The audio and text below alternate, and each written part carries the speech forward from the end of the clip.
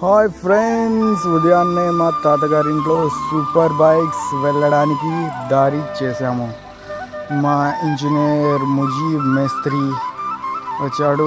చాలా ఏకాగ్రతతో ఒంటరిగా ఒక్కడే పని చేస్తున్నాడు. చూడండి ఫ్రెండ్స్, సూపర్ బైక్స్ ఎక్కడానికి దారి చేసేసాడు. డూడ్స్ మా తాత అండ్ ముజీబ్ మేస్త్రి.